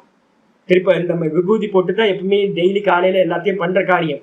அப்ப அந்த அடையாளம் கூட இல்லாம, யாரு என்னன்னே தெரியாம அலிங்கனாக, லிங்கம் இல்லாம அடையாளம் இல்லாம, தன்னை படுத்திக்காம இருக்கிறவன் என்று அர்த்தமாகும். அதுக்கு பேர் தான் நிரகங்காரக. அப்படி இருந்துகிட்டு ச ஏவம் பூதக, அவன் இந்த விதமா இருந்து கொண்டு ஸ்தித பிரஜக, இவன் தாங்க ஸ்தித பிரஜ. நான் பிரம்மமா இருக்கேன், எனக்கு அந்நியமா இருக்கிறது எல்லாம் பொய். பொய்யில எப்படி இருந்தா என்ன, அதை போய் பாதுகாத்துக்கிட்டு பொய்ய வந்து ரட்சணம் பண்ணலாமா? பொய்ய ரட்சணம் பண்ண தேவையில்லை. அப்படின்னு வந்து பாத்தீங்கன்னா எவன் தான் தான் தான் தான்ல நிக்கிறானோ ஸ்தித பிரஜ்ஞோ, அவன் ஸ்தித பிரஜன். அந்த ஸ்தித பிரஜன் என்ன பண்றான்? பிரம்மவித்து, பிரம்மத்தை அறிந்தவனா ஆகின்றான். பிரம்ம பூயாய கல்பத்தே அப்படின்னு 18:53 சொல்லுது. இந்த விதமா அகங்காரத்தையும் பலம், தர்ப்பம், காமம், குரோதம், அகங்காரம், மமகாரம் எல்லாத்தையும் விட்டவன் என்னாகிறான்? பிரம்மமாக ஆவதற்கு சாமர்த்தியமுடையவனாகிறான் அப்படின்னு 18வது சாப்டர்ல 53வது ஸ்லோகத்துல சொல்லுது. இந்த விதமா தான் தான் தான் தான்லயே ஃபுல் போக்கஸ்டா இருக்கிறவன் என்னாகிறான்? பிரம்மத்தை அறிந்தவனாகிறான், பிரம்ம வித்தாகின்றான். அவன் வந்து பாத்தீங்கன்னா என்ன ஆகிறான்? சாந்தி, அவன் சாந்தியை அடைகிறான். சாந்தி என்ன அர்த்தம்? சர்வ சம்சார துக்க உபரம லட்சணம். இந்த மொத்த சம்சாரத்தோட துக்கமும் வந்து என்ன ஆகுது? அவனுக்கு வந்து பாத்தீங்கன்னா ஷட் டவுன் ஆயிடுது. எப்படி ஷட் டவுன் ஆகுது அப்படின்னு கேட்டீங்கன்னா, நான் இவைகள் இல்லை. அப்ப இந்த தேகத்துல நடக்கிற எந்த விஷயத்தோடையும், இந்த லோகத்துல நடக்கிற எந்த விஷயத்தோடையும் சம்பந்தம் இல்லாதவனா தான் தானா நிக்கிறவனுக்கு இந்த தேகத்துல நடக்கிற துக்கங்களோ இந்த லோகத்துல நடக்கிற விஷயங்களோ எதுவுமே சம்பந்தம் இல்லாம போகுது. அதனால இவன் என்ன ஆகிறான்னு கேட்டீங்கன்னா, நிர்வாணாக்கியாம் அதிகச்சதி, நிர்வாணம் என்று சொல்லக்கூடிய சாந்தியை அடைகின்றான். நிர்வாண சப்தம் வந்து பாத்தீங்கன்னா நம்மளோட வேதாந்தத்துல இருக்கிற சனாதன தர்மத்தை சொல்றது. இப்ப என்ன பண்ணிட்டாங்கன்னா, பௌத்த மதத்துல வந்து நிர்வாணத்தை எடுத்துக்கிட்டாங்க. ஆக்சுவலா நிர்வாணம்ன்றது வந்து பாத்தீங்கன்னா மோட்சத்தை குறிக்கிற சொல்லு. யோக வாசிஷ்டத்துல வந்து பாத்தீங்கன்னா ஒரு நிர்வாணம்னா என்ன அப்படின்னு ஒரு ஸ்லோகம் இருக்கு. நிர்வாணம் நாம பரமம் சுகம் ஏன புனர்ஜனஹ. நிர்வாணம் நாம பரமம் சுகம். நிர்வாணம்னா என்னப்பா அப்படின்னு கேட்டீங்கன்னா பரமசுகம். பரமசுகம்னா என்ன சுவாமி? ஏதாவது ஒரு கம்பேரிசன் சொல்லுங்களேன். அப்படின்னா தூக்கத்துல ஏதாவது யாராவது கம்பேர் பண்ணுங்க பார்க்கலாம். தூக்கத்துல நம்ம அனுபவிக்கிறோமே டீப் ஸ்லீப்ல என்ன சுகம் இருக்கோ அதுக்கு இந்த உலகத்துல ஏதாவது கம்பேர் பண்ண முடியுமா? நம்ம எந்த இந்திரிய விஷயங்களையும் தேவனா இருந்தாலும் கூட, பிரம்மாவோட சுகமா இருந்தாலும் கூட, நம்ம டீப் ஸ்லீப்ல இருக்கிற சுகத்துக்கு வந்து பாத்தீங்கன்னா ஈக்குவலா எதுவுமே இருக்காது. ரம்பா வரட்டும், ஊர்வசி வரட்டும், இல்ல வந்து விமானம் புஷ்பக விமானமா இருக்கட்டும், நிறைய கந்தர்வர்கள் மியூசிக் பண்ணட்டும், எது இருந்தாலும் வந்து பாத்தீங்கன்னா நல்ல உணவுகள், தெய்வீக உணவுகள், தேவலோகத்து ஃபுட் எல்லாம் கிடைக்கட்டும், எதுவா இருந்தாலும் அந்த டீப் ஸ்லீப்ல நம்ம அனுபவிக்கிற சுகத்துக்கு ஈக்குவல் இந்த உலகத்திலேயே இல்லை. ஆனா நம்ம என்ன பண்றோம்? காலையில எந்திரிச்சுதான் சொல்றோம், வேக்கப் ஆனதுக்கு பிறகுதான் தெரியுது நான் ரொம்ப சுகமா தூங்கினேன் அப்படின்னு. அது வந்து பாத்தீங்கன்னா இவனுக்கு என்னவாகும்? சர்வத்தையும் விட்டுட்டு தான் தான்லயே நின்னவனுக்கு அந்த பரம சுகமானது கிடைக்கிறது. அப்ப நிர்வாணம்ன்றதுக்கு அர்த்தம் கம்பேர் பண்ண முடியாத, அன்லிமிட்டா இருக்கக்கூடிய விஷயத்துக்கு அந்நியமா இருக்கிற ஸ்வரூப சுகம். அதுதான் பரமம் சுகம். ஏன புனர் ஜனக ந ஜாயத்தே. அது மட்டும் இல்ல, புனர்ஜென்மமானது இல்லையோ, எது வந்து பாத்தீங்கன்னா புனர்ஜென்மத்தை இல்லாததா இருக்கிறதோ, ந ஜாயத்தே ந மிரியத்தே, எந்த தத்துவத்தை அடைஞ்ச பிறகு வந்து பாத்தீங்கன்னா மரணம் சம்பவிப்பதில்லையோ, பிறப்பதில்லையோ திரும்பவும், தத்து ஞானாதேவ லப்யதே, அது ஞானத்தினால் மட்டுமே கிடைக்கின்றது. அதுதான் நிர்வாணம். அப்ப நிர்வாணம்னாவே வந்து பாத்தீங்கன்னா திரும்ப பிறக்காத நிலை, திரும்ப இறக்காத நிலை அப்படின்னு வந்து பாத்தீங்கன்னா சொல்லப்பட்டிருக்கு. அதனால வந்து பாத்தீங்கன்னா நிர்வாணம் அதிகச்சதி. அந்த நிர்வாணம்னு சொல்லக்கூடிய நிர்வாணாக்கியம் மோக்ஷம். மோட்சத்துக்கு இன்னொரு பேர் தான் வந்து நிர்வாணம்னு பேரு. நிர்வாணம் என்று சொல்லக்கூடிய அந்த மோட்சத்தை வந்து பாத்தீங்கன்னா ஆப்னோதி பிராப்னோதி, என்னது பிரம்மபூத்தோ பவதி இத்தியர்த்தக. எதா அடையிறானா சாமி? அடையலைங்க. அவனா இருக்கான். அவன் வந்து பாத்தீங்கன்னா இதுவரைக்கும் தேகவா இருந்தான், தேகத்தை நான் இல்லைன்னு விட்டுட்டு வந்து பாத்தீங்கன்னா அவன் என்னாகிறான்? பிரம்மபூத்தோ பவதி இத்தியர்த்தக. பிரம்மமா பிரம்ம வடிவாவே அவன் ஆகின்றான். அவன் பிரம்மத்துக்கு அந்நியமா ஆவதில்லை. பிரம்மவேத பிரம்மைவ பவத்தின் முண்டக்கோபனிஷத் சொல்லுது. பிரம்மத்தை அறிந்தவன் பிரம்மமாகவே ஆகின்றான். அதுக்கு அந்நியமா அவன் திரும்ப ஜீவனா ஆகிறதில்ல, தேகமா ஆகிறதில்ல, சர்வ வியாபகமா பிரம்ம தத்துவமா ஆகிவிடுகிறான் என்று அர்த்தமாகும். சொல்லியாச்சு. இதுதான் அல்டிமேட். நம்மளோட கோல் வந்து பாத்தீங்கன்னா சொல்லியாச்சு. சொன்னதுக்கு பிறகு வந்து பாத்தீங்கன்னா நிறைய பேசுறவங்க இருக்காங்க. பிரம்மத்தை தெரிஞ்ச பரோட்ச ஞானிகள் வந்து பாத்தீங்கன்னா நிறைய பேர் இருக்காங்க. நீதிஜ்ஞோ நியதிஜ்ஞஸ்ச தர்மஜ்ஞோ அபி பகவோ சந்தா. இந்த உலகத்துல வந்து நீதி நியமத்தை பத்தி பேசுறவனோ, தர்ம அதர்மத்தை பத்தி பேசுறவங்களோ, பிரம்மஜோ பகவோ சந்தி, பிரம்மத்தை பத்தி பேசுறவன் தெரிஞ்சவன் ஏகப்பட்ட பேர் இருக்கான். ஆனா வந்து பாத்தீங்கன்னா பிரம்மமா இருக்கிறவன் இருக்கான் பாருங்க, அபரோக்ஷ ஞானி. அந்த அபரோக்ஷ ஞானிகள் எங்கேயோ ரமணர் மாதிரி அங்க இங்க ஏதோ ஒருத்தர் 2 பேர் அங்கங்க இருக்காங்க. பரோட்ச ஞானிகள் பகவோ சந்தி, நிறைய பேர் பிரம்மத்தை தெரிஞ்சவங்க உலகம் ஃபுல்லா இருக்காங்க, எல்லாமே இருக்காங்க. ஆனா வந்து அனுபூதிமான் ரொம்ப அதி விரலாம், ரொம்ப அதி விரலாம், ரொம்ப கஷ்டம். என்ன உலகத்துல வந்து பாத்தீங்கன்னா சுகமுனிவர் மாதிரி, ரமணன் மாதிரி, நம்ம சதாசிவ பிரம்மேந்திரர் மாதிரி அப்பப்போ ஒரு நட்சத்திரம் மாதிரி வந்து பாத்தீங்க அப்படின்னா துருவ நட்சத்திரம் மாதிரி அப்பப்போ வந்துட்டு போறோம். அதனால வந்து பாத்தீங்கன்னா இங்க சொல்லக்கூடிய லட்சணங்கள் எல்லாம் அபரோக்ஷானுபூதி அடைந்தவனை பத்தின விஷயம் சொல்லியாச்சு. சாயேவ ஞான நிஷ்டா ஸ்தூயதி. ஆச்சாரியர் வந்து பாத்தீங்கன்னா ஞான நிஷ்டைன்னு சொல்லிட்டார். இதுதான் ஞான நிஷ்டை. எனக்கு கொஞ்சம் ஆசிரமம் இருக்கு, அதை மெயின்டைன் பண்ணணும், நான் தர்ம காரியம் பண்றேன், அதுக்காக தான் பணம் வாங்குறேன், அதுக்காக தான் ப்ரோக்ராம் பண்றேன். நிறைய பேர் நல்ல ஆத்மாக்கள், சன்னியாசிகள், நிறைய தியாகிகள் இருக்காங்க, தன்னை விட்டு கொடுத்து நிறைய உலகத்துக்காக பண்றாங்க, நிறைய ப்ரோக்ராம் போறாங்க, எல்லாத்தையும் சம்பாதிக்கிறாங்க. ஆனா பின்னாடி என்ன இருக்கும்னு கேட்டீங்கன்னா அந்த அகங்காரம் மமக்காரம் எல்லாத்துட்டையும் இருக்கு, பயம் இருக்கும் எல்லாத்துட்டையும். ஐயோ விட்டா என்ன ஆகும் அப்படின்னு இந்த புலிவாலை பிடிச்ச மாதிரி இந்த ஆசிரமங்கள் தர்மத்தெல்லாம் பிடிச்சு இருக்கிற சன்னியாசிகள் விடவே முடியாது இதை. அதனால்தான் ஆரம்பத்திலேயே நம்ம என்ன பண்ணணும், சிரவணம் மனனம் பண்ணும் போதே கோல் என்னன்றது தெரிஞ்சுக்கணும். கோல் வந்து பாத்தீங்க அப்படின்னா ஆசிரமம் கட்டுறது இல்லை. சங்கரர் வந்து பாத்தீங்கன்னா சொல்றாரு, பகவதிட்ட கேட்கிறார், அம்மா என்னை எப்படியோ ஆசிரம மடாதிபதியா ஆக்கிறாத அப்படின்ற பிரார்த்தனை பண்ற. ஏன் அப்படின்னு கேட்டீங்கன்னா மடாதிபதி ஆக்குனா அந்த மடத்தை மெயின்டெனன்ஸ் பண்ணணும், ஜீவனம் அதுலயே போயிடும். ஒரு சின்ன சம்சாரம் எதையாவது பிடிச்சா கூட வந்து பாத்தீங்கன்னா தானு நிக்க முடியாது, மமக்காரம் வந்துடும். ஒரு கேட்ல ஒரு வாட்ச்மேனை போட வேண்டியிருக்கும், எதுவும் நாயும் மாடு எதுவும் உள்ள வந்துடக்கூடாது. நான் ஆசிரமங்கள்ல பார்த்திருக்கேன், ஒரு நாய் கூட உள்ள விடக்கூடாது அப்படின்ட்டுருவாங்க. மாடு வந்து பாத்தீங்கன்னா உள்ள வர முடியாது, மனுஷன் வந்து பாத்தீங்கன்னா உள்ள வர முடியாது. உள்ள வாட்ச்மேன் வந்து பாத்தீங்கன்னா கேட்பான் யாரு என்ன ஏது அப்படின்னு வந்து பாத்தீங்கன்னா ரிஜிஸ்டர்ல எழுதிட்டு தான் அனுப்புவான். நீங்க ஜோம்படியில இருக்கிற இமாலயாஸ்ல இருக்கிற சன்னியாசிகளை பாத்தீங்க அப்படின்னா ஆனந்தமா இருப்பாங்க, எல்லாத்தையும் வரவழைப்பாங்க. ஆனா மடங்கள் வந்து அது மாதிரி பண்ண முடியாது. அப்ப மடங்கள்ல இருக்கவங்க எல்லாரும் மடத்தை பாதுகாக்கிறதுல தான் இருப்பாங்களுடைய, மடத்தை வந்து பாத்தீங்கன்னா அப்படியே கொண்டு போகணும். அப்படி மகா பெரியவர்கிட்ட வந்து பாத்தீங்கன்னா ஒரு இன்டர்வியூ பண்ணாங்க. மகா பெரியவர் வந்து பாத்தீங்கன்னா டெவலப் பண்ணவே இல்லை. மடம் வந்து மகா பெரியவரோட காலத்துல மகா தரித்திரம். 70 வந்து பாத்தீங்க அப்படின்னா டெய்லி சாப்பாட்டுக்கே வந்து பாத்தீங்கன்னா மடத்துல இல்லையா, காஞ்சி மடத்துல. அப்ப வந்து பாத்தீங்கன்னா ஒரு யாரோ ஒரு பத்திரிகையில இருந்து வந்து பாத்தீங்கன்னா இன்டர்வியூ பண்றாங்க, ஏன் நீங்க மடத்தை வந்து பாத்தீங்கன்னா நிறைய வருஷங்களா இருக்கீங்க, மடத்தை ஏன் டெவலப் பண்ணல அப்படின்னு கேள்வி கேட்கிறாங்க. கேள்வி கேட்டோன்னு மகா பெரியவர் பதில் சொன்னாராம், என்னை வந்து பீட்டாதிபதியை ஆக்குனதுக்கு பிறகு பெரியவங்க என்கிட்ட வந்து சொன்னாங்க, இந்த மடத்தை அப்படியே கொண்டுட்டு போய் அடுத்த ஜெனரேஷன் கொடுத்துருன்னு சொன்னாங்க, மடத்தை டெவலப் பண்ணலாம் சொல்லவே இல்லை. அப்படி என்ன அற்புதம் பாரு. அவரோட காலத்துல வந்து பாத்தீங்கன்னா எந்த டெவலப்மெண்ட்டும் பண்ணவே இல்லை. அதுக்கப்புறம் எப்ப வந்து பாத்தீங்கன்னா ஜெயந்தர சுவாமி வந்தாரோ அதுக்கப்புறம் தான் டெவலப்மெண்ட் எல்லாம் நடக்க ஆரம்பிச்சது. அதுக்கு முன்னாடி வரைக்கும் வந்து பாத்தீங்கன்னா டெவலப் ஏன் அப்படின்னா சன்னியாசிக்கு வேலை வந்து பாத்தீங்க அப்படின்னா தானா நிக்கிறதுக்கான முயற்சி தான் பண்ணணும் முடிய, இந்த டெவலப் பண்றது, மடத்தை வந்து நிறைய பிரான்ச் ஆக்குறது, ஸ்கூல் கட்டுறது, காலேஜ் கட்டுறது, ஹாஸ்பிட்டல் கட்டுறது, சித்தம் என்ன ஆகும் யோசிச்சு பாரு. ஏகப்பட்ட ப்ராப்ளம் வரும். சர்வைவல் பண்ணி ஆகணும், சஸ்டெயின் பண்ணணும். எல்லாத்துக்கும் வந்து பாத்தீங்க அப்படின்னா என்ன ஆகும்னு கேட்டீங்கன்னா நம்ம சித்தம் ஃபுல்லா தேகத்துல சர்வைவல் பண்றதுக்கும் வெளியில இருக்கிறத நிறைய மெயின்டெனன்ஸ் பண்றதுக்குமே டைம் போயிட்டே இருக்கும். அப்ப தான்ல நிக்கிறது முடியவே முடியாது. அப்ப தான்ல நிக்கணும்னு நினைச்சவன் வந்து பாத்தீங்கன்னா என்ன பண்ணணும், இந்த சொல்லப்பட்ட இந்த லட்சணங்களை எடுத்துக்கிட்டு அடாப்ட் பண்ணி அதை இம்ப்ளிமெண்ட் பண்ணாதான் முடியும்.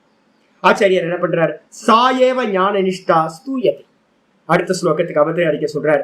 இப்ப சொல்லப்பட்ட அந்த ஞான நிஷ்டையை வந்து பாத்தீங்கன்னா ஸ்துதி செய்யப்படுகிறது இந்த 72வது ஸ்லோகத்தில். நமக்கு இந்த 72வது ஸ்லோகம் நமக்கு என்னன்னு பார்ப்போம். ஏஷா பிராமி ஸ்திதி பார்த்த, ஏஷா பிராமி ஸ்திதி பார்த்த, நைனாம் பிராப்ய விமுஹ்யதே, நைனாம் பிராப்ய விமுஹ்யதே, ஸ்தித்வா ஸ்யாமந்தகாலேபி, ஸ்தித்வா ஸ்யாமந்தகாலேபி, பிரம்ம நிர்வாணமிருச்சதே, பிரம்ம நிர்வாணமிருச்சதே. ஏஷா பிராமி ஸ்திதி பார்த்த, நைனாம் பிராப்ய விமுஹ்யதி ஸ்தித்வா ஸ்யாமந்த காலேபி பிரம்ம நிர்வாணமிருச்சதி. ஏஷா பிராமி ஸ்திதி பார்த்த. ஹே பார்த்த, ஏன் பார்த்தன்னு வைக்குது?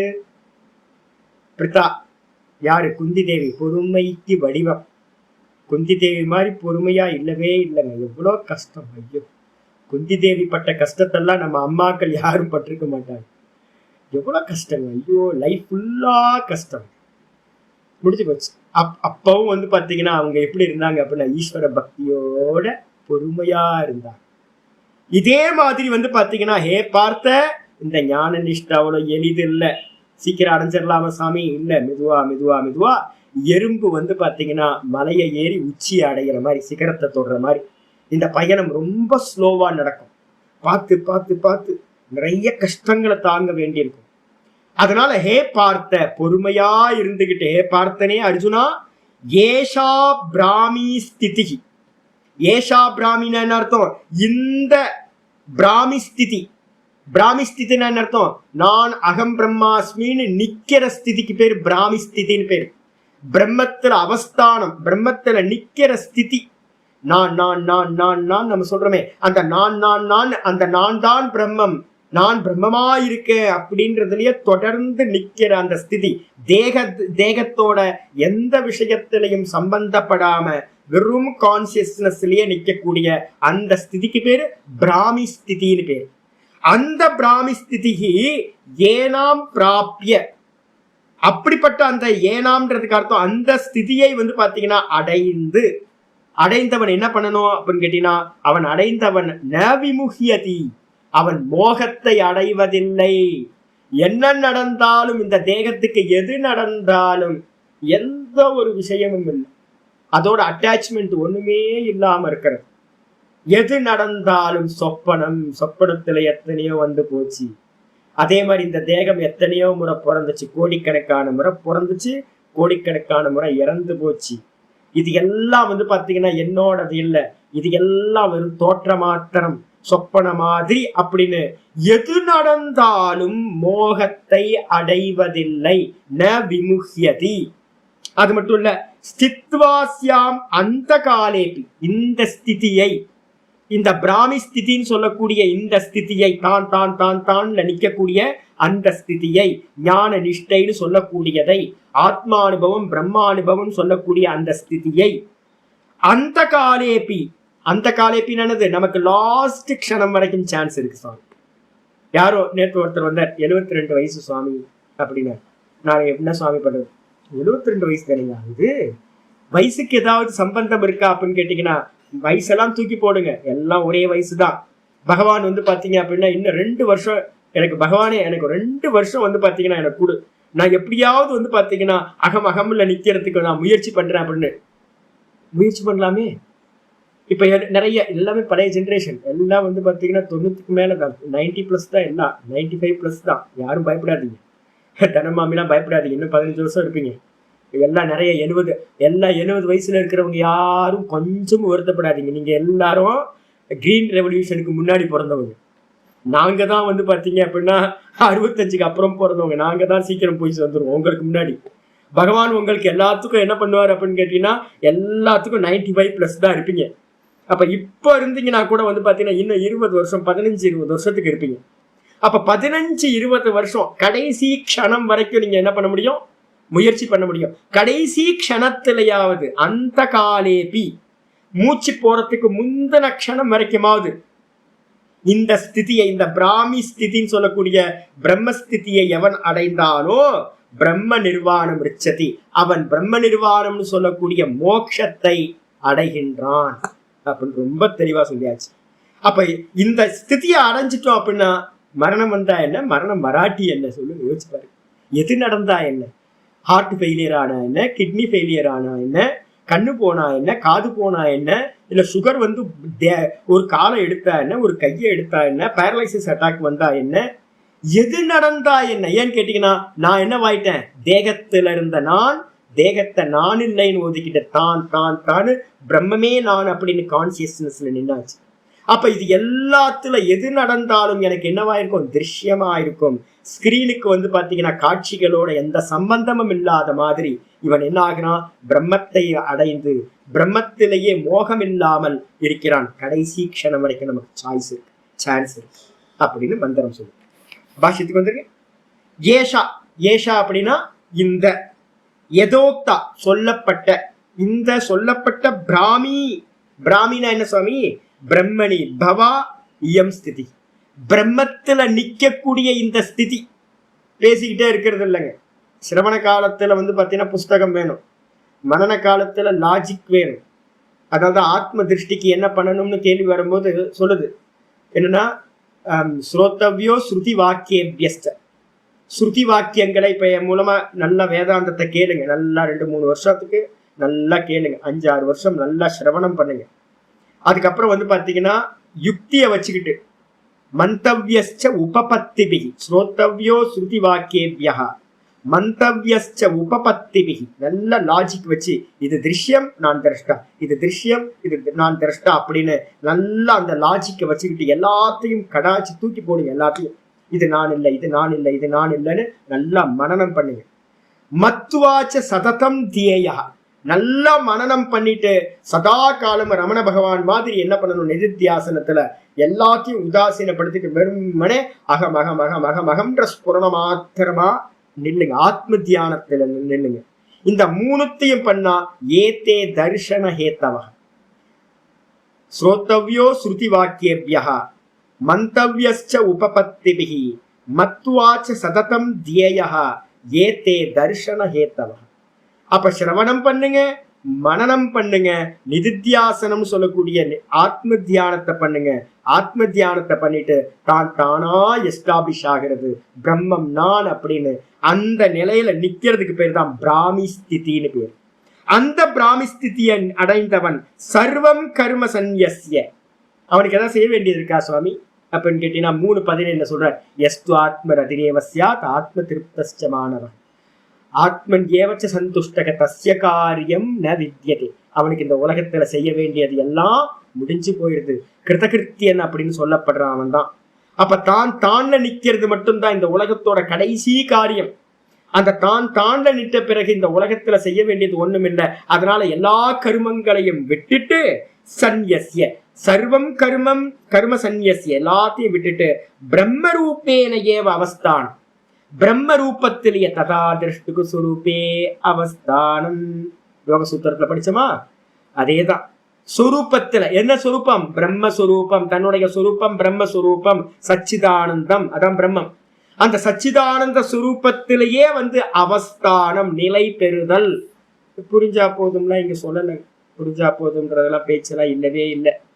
ததா திருஷ்டுகு சுரூபே அவஸ்தானம், தான் தான்ல நிக்கிறது தான் வந்து பார்த்தீங்கன்னா அவஸ்தானம். இதுக்காக தான் இந்திரிய நிக்கிரகம், இதுக்காக தான் மனோ நிக்கிரகம், இதுக்காக தான் வந்து பார்த்தீங்கன்னா வாசனாட்சயம், இதுக்காக தான் எல்லா கருமங்களையும் விடுற சந்நியாசம். எல்லாத்தையும் விட்டுட்டு டிஸ்கனெக்ட் ஆகி இந்த தேகங்களோட 3 தேகங்களோடையும் டிஸ்கனெக்ட் ஆகி தான் தானா நிக்கிறது. அதுக்கு பேர் தான் பிரம்மத்துல அவஸ்தானம். தன்னிடத்துல பிரம்மத்தினிடத்துல நிற்றல்னு அர்த்தம். அந்த அவஸ்தானம் இது ஏதத்து, அதான் பிராமி ஸ்திதி என்று அர்த்தமாகிறது. ஹே பார்த்த, மந்திரத்தில் என்ன இருக்கு? ஹே பார்த்தன் இருக்கு. ஹே அர்ஜுனா, ந ஏனாம் ஸ்திதிம் பிராப்திய, இந்த ஸ்திதியை பிராப்தி செய்து, இந்த பிரம்மஸ்திதியை பிராப்தி செய்து லப்துவா ந விமுஹ்யதி, ந தூக்கி பின்னாடி போட்டுங்க, ந விமுஹ்யதி, அவன் மோகத்தை அடைவதில்லை. ந மோகம் பிராப்னோதி, அவன் மோகத்தை அடைவதே இல்லை. ரமண பகவானோட லைஃப்ல பாத்தீங்கன்னா தெரியுங்க, ரொம்ப ஸ்பஷ்டம். நிறைய பேர் இருந்திருக்காங்க. என் பக்கத்துல இருந்தது வந்து பாத்தீங்கன்னா அந்த ஸ்திதியில இருந்தவர் அப்படின்னா நம்ம சமீபத்துல வாழ்ந்தவர் வந்து பாத்தீங்கன்னா ரமண பகவானோட எந்த இடத்துலயும் உபனிஷத்துல சொன்ன வச்சனத்துக்கு அப்படியே ஒரு ஆள் பக்கத்துல இருந்திருக்காரு. மோகமே இல்லாம இருந்திருக்காரு. எந்த மோகமும் இல்லை. தான் தான் தான் தான் தானே தொடர்ந்து இருந்திருக்காரு. மோகமே இல்லை. இப்படி ஒரு ஆளை பார்க்கவே முடியாது. சுகமுனிவரே வந்து பாத்தீங்க அப்படின்னா 2வது அவதாரம் பண்ணி நமக்காக காட்டிட்டு போயிருக்காரு. அது மாதிரி இருந்திருக்காரு. அப்போ மோகமே இல்லாதவனா வந்து பாத்தீங்கன்னா ஆகின்றான் இந்த பிரம்மஸ்திதியை அடைஞ்சு. அதனால ஸ்தித்வா, அடுத்த இதுல சொல்ற ஸ்தித்வா அஸ்யாம் ஸ்திதவ், ஸ்தித்வா அஸ்யாம் இருக்கு. எப்படி சொன்னா ஸ்தித்வா அஸ்யாம், இந்த ஸ்திதியில், இந்த பிராமியாம் ஸ்திதவ், இந்த பிராமி ஸ்திதின்னு சொல்லப்பட்ட யதோக்தாம் சொல்லப்பட்ட இந்த பிராமி ஸ்திதியில் நின்று கொண்டு நின்று அந்த காலே அப்பி, அந்த காலம்னா என்ன அர்த்தம்? அந்தே வயசு அப்பி, கடைசி வயசுல உயிர் போற நேரத்துல யாருக்கும் பயப்படாது. இன்னொரு 10 வருஷம் பகவான் உங்களுக்கு கொடுக்கட்டும். தனலட்சுமி அம்மா 15 வருஷம் கொடுக்கணும் ஆசீர்வாதம் பண்றேன். மற்றவங்களுக்குலாம் 20 வருஷம் இருக்கட்டும். நல்லா சிரவணம் பண்ணுங்க, நல்லா மனனம் பண்ணுங்க. நம்ம சூப்பர் சீனியர் அவங்க தான். அதுக்காக தான் அவங்களுக்கு சொல்றது. நம்மகிட்ட இருக்கிறதுலயே ரொம்ப சூப்பர் சீனியர், வயசு அதிகமா இருக்கிறது அவங்க தான். 3 கிளாஸ் அட்டன் பண்றாங்கல்ல. அப்ப சிரவணம் நடக்கட்டும், மனநம் நடக்கட்டும், நல்லா நிதித்தியாசனமும் இருந்து நல்லா தான்ல நிக்கட்டும். எல்லாருக்கும் ஆசீர்வாதம் பண்றேன். என்னன்னு கேட்டீங்கன்னா, கடைசி க்ஷணம், ஒரு க்ஷணம் இருக்கிற வரைக்கும் நம்ம என்ன பண்ணணும்? முயற்சி பண்ணிக்கிட்டே இருக்கணும். ஒன்னும் ஆக போறது. அடைந்தால் மாதேவி, அடையாவிட்டால் மரணதேவி. செத்து போறோம். எங்க விட்டமோ ஆச்சாரியார் இது பண்றாரு. அடுத்த ஜென்மத்துல எங்க பண்ண போறோம் அப்படின்னா, பூர்வாபியாசேன தேனைவ ஹிரியதே யவசோபி சக. இந்த க்ஷணத்துல, இந்த ஜென்மத்துல நம்ம என்ன பண்ணணும்? இந்த யோகத்துல இருந்து உயிரை விடணும். அதை மட்டும் மனசுல வச்சுக்கணும். என்னன்னு கேட்டீங்கன்னா, சீக்கிரம் எவ்வளவு சீக்கிரம் பாத்தீங்கன்னா சிரவணத்தை பூர்ணம் பண்றோமோ, மனநத்தை பூர்ணம் பண்றோமோ பண்ணிட்டு வெறுமனே அகம் நிக்கக்கூடிய அந்த ஆத்ம தியானத்திலேயே நின்றுட்டு இருக்கணும். உயிர் போனா பரவாயில்ல. உயிர் போச்சு அப்படின்னா எங்க விட்டமோ அங்கேயே அடுத்த ஜென்மத்துல நம்ம என்ன பண்ண போறோம்? ஸ்டார்ட் பண்ண போறோம். கொஞ்சமும் லாஸ் ஆகாது. அதனால பாத்தீங்கன்னா, பூர்வாபியாசேன தேனைவ ஹிரியதே யவசோபி சக. வசமில்லாமல் அடுத்த ஜென்மத்திலையும் பகவான் என்ன பண்ணுவார்? இதுல உள்ள இருந்துட்டு நம்மளை லீட் பண்ணுவார். ததாமி புத்தி யோகம் தம். நமக்கு இந்த இடத்துல என்ன விட்டமோ அது அப்படியே அங்க அசட் அப்படியே இருக்கும். நம்ம அங்க கண்டினியூ பண்ண முடியும். ஜீவன் முக்தியா ஆக முடியும். அதனால கடைசி க்ஷணம் வரைக்கும் நம்ம என்ன பண்ணணும்? முயற்சி பண்ணிக்கிட்டே இருக்கணும். கடைசி க்ஷணத்திலேயாவது நம்ம நின்னுட்டோம் அப்படின்னா, அந்த காலே அந்தே வயசி அப்படி கடைசி வயசுலயாவது க்ஷணத்திலேயாவது நின்னுட்டோம் அப்படின்னா பிரம்ம நிர்வாணம். பிரம்ம நிர்வாணம் என்ன சுவாமி? பிரம்ம நிர்வൃத்தி. நிர்வൃத்தி வேற, நிவൃத்தி வேற. என்னோட சிஷ்யர் ஒருத்தர் இருந்தார், நிர்வൃத்தானந்தா அப்படின்னு பேர்.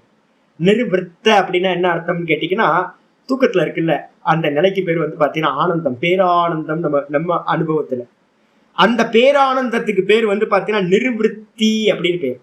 நிர்வൃத்தி பூரணமான நிலைக்கு பேரும் நிர்வൃத்தின்னு பேரு. பிரம்ம நிர்வൃத்தி அப்படின்றதுக்கு அர்த்தம் பிரம்ம பூரணமான பிரம்ம நிலைன்னு பேரு, பிரம்ம ஸ்திதின்னு பேரு. பூரணமானது, பார்ஷியல் இல்லை.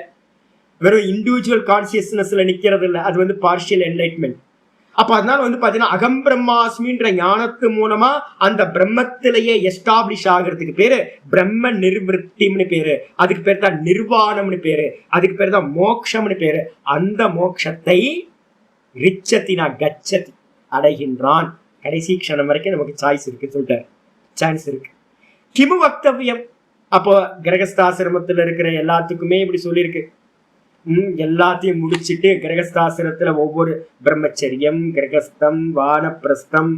இப்ப நிறைய பேருக்கு கிரகஸ்தாசிரமத்துல வேதாந்தம் கேட்குறீங்க. அதே மாதிரி வானப்பிரஸ்தத்துல இருக்கிறவங்க, பெரும்பாலும் வானப்பிரஸ்தத்துல இருக்கிறவங்க கேட்டுட்டு இருக்கீங்க. அப்போ உங்களுக்கே பாத்தீங்கன்னா பகவான் இவ்வளவு கன்ஃபார்மா கடைசி க்ஷணம் வரைக்கும் சான்ஸ் இருக்குப்பான்னு சொல்றாரு. அப்படின்னா கிமு வக்தவியம், இவங்களை பத்தி சொல்ல என்ன இருக்கு? யார பத்தி? பிரம்மச்சரியாத்யேவ சந்நியஸ்ய. எங்களை மாதிரி கேஸ். கல்யாணத்துக்குள்ளாரே போகல, கிரகஸ்தாசிரமே போகல. 23, 24 வயசுலயே வைராக்கியம் குருவை தேடி போயாச்சு. அப்போ சின்ன வயசுலயே பிரம்மச்சரிய ஆசிரமத்துல இருக்கும் போதே வைராக்கியம் சந்நியஸ்ய, பிரம்மச்சரியத்திலிருந்தே சந்நியாசத்தை எடுத்துக்கிட்டு யாவத்து ஜீவம் யோ பிரம்மணி ஏவ அவதிஷ்டதே, சாகர காலம் வரைக்கும். யாவத்து ஜீவம்னா ஜீவனம் எது வரைக்கும் இருக்கோ அது வரைக்கும் பாத்தீங்கன்னா எவன் தான்லயே நிலை பெறுகின்றானோ அப்படிப்பட்ட அந்த பிரம்மச்சாரியிலிருந்து சன்னியாசம் எடுத்துட்டவனுக்கு ச பிரம்ம நிர்வாணம் ரிச்சதி இது கிமு வக்தவியம். அவன் பிரம்மத்தை அடைகின்றான், மோட்சத்தை அடைகின்றான் அப்படின்னு சொல்றது என்ன சொல்ல வேண்டியதா இருக்கு? உள்ளங்கை நெல்லிக்கனி போல கைமுத்திக்க நியாயம்னு பேரு. அவனை பத்தி பேசவா வேண்டி இருக்கு? அப்ப கிரகஸ்தாசிரமத்துல யோசிச்சு பாருங்க, கிரகஸ்தாசிரமத்துல எவ்வளவு லோட் ஆகுது பாருங்க வாசனைகள். நான் கிரகஸ்தாசிரமத்தை பார்த்தா பயமா இருக்கு. ஏன்னு கேட்டீங்கன்னா 2-3 நாளா இந்த ஒரு வாரமா என்னை டெஸ்ட் பண்றதுக்காக ஃபேஸ்புக்கை திறந்தாவே பாத்தீங்கன்னா குழந்தைங்களா போறான். டெய்லி அவ்வளோ குழந்தைங்க, சின்ன சின்ன குட்டி குட்டி குழந்தைங்களா சேஷ்டைகளை படுது. குரங்கு, நாய், பூனை, மனுஷக்குட்டி குட்டிங்க எல்லாம் ஒரே குட்டிங்க தாங்க. அந்த குட்டிங்களெல்லாம் பார்க்கும்போது நான் அதான் யோசிப்பேன், ஐயோ இந்த அப்பா என்ன ஆமா யோசிச்சு பாருங்க. இந்த குட்டிகிட்ட இருந்து வைராக்கியம் வருமா?